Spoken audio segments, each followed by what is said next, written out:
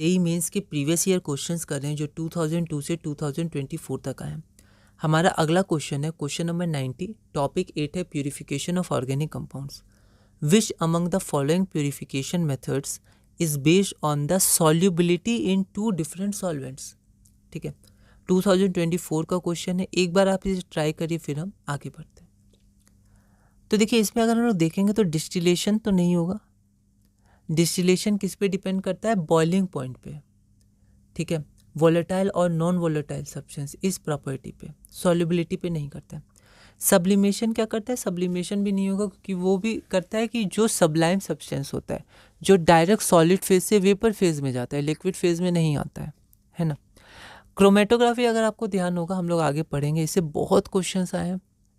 तो ये आपका डिपेंड करता है सेलेक्टिव एड्जॉर्प्शन पर, है ना, कि कौन मोबाइल फेज और जो स्टेशनरी फेज होता है, तो कौन स्टेशनरी फेज से ज़्यादा रिएक्ट करता है तो उसके साथ वहाँ पर रह जाता है। कुछ मोबाइल फेज के संग जो सॉल्वेंट या कुछ और हम लोग डालते हैं तो वो उसके संग बह के अलग चला जाता है, तो ऐसे सेपरेशन होता है। ठीक है, तो ये भी नहीं होगा। तो सॉल्युबिलिटी में डिफरेंशियल एक्सट्रैक्शन होगा। हम लोग देखते हैं ये होता क्या है। एनसीईआरटी रीडिंग बहुत ज़रूरी है, आप इसको ज़रूर ध्यान दीजिएगा।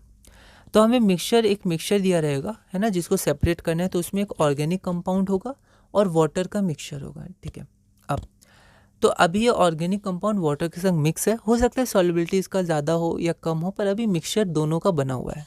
ठीक है, अब हम लोग क्या करते हैं कि organic compound present in an aqueous solution, ये एक्वस सॉल्यूशन आपका बना दिया, is separated by shaking it with an organic solvent in which the organic compound is more soluble. ठीक है, तो ऑर्गेनिक कंपाउंड मान लेते हैं ए, इसका सॉल्युबिलिटी होगा कुछ वाटर में। अब हम क्या करते हैं कि एक ऐसा सॉल्वेंट लेते हैं जिसमें ये ऑर्गेनिक कंपाउंड ज़्यादा सॉल्युबल है।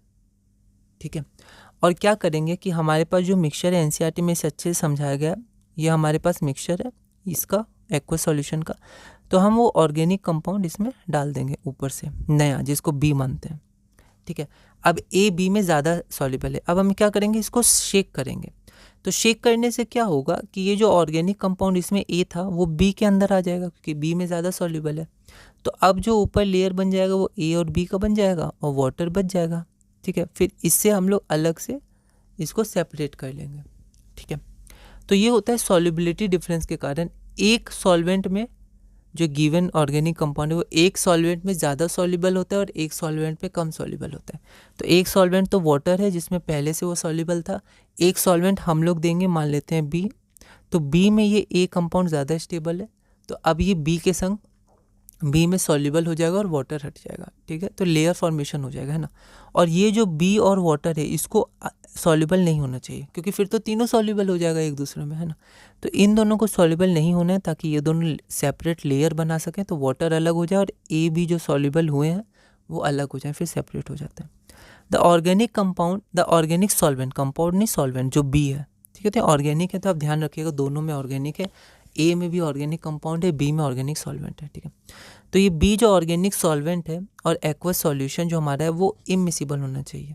ठीक है, यहाँ पर एक्वस सॉल्यूशन मतलब वाटर और उस कंपाउंड का सॉल्यूशन शुरू में इमिसिबल होना चाहिए, तभी ये आपका ए प्लस वाटर है और ये आपका बी है। तो शुरू में ये दोनों मिक्स नहीं होगा, फिर शेक करेंगे तो सिर्फ ए जाएगा बी के पास। ठीक है, और differential extraction is carried out in a separatory funnel, ये भी क्वेश्चन है, हम लोग देखेंगे। सेपरेटरी फनल का स्ट्रक्चर पूछा गया था डायग्राम से। ठीक है, तो इस वीडियो में हमने क्वेश्चन नंबर 90 तक पूरा किया, इसका आंसर हो जाएगा डी। अगली वीडियो में हम क्वेश्चन नंबर 91 करेंगे और इस टॉपिक में आगे बढ़ेंगे।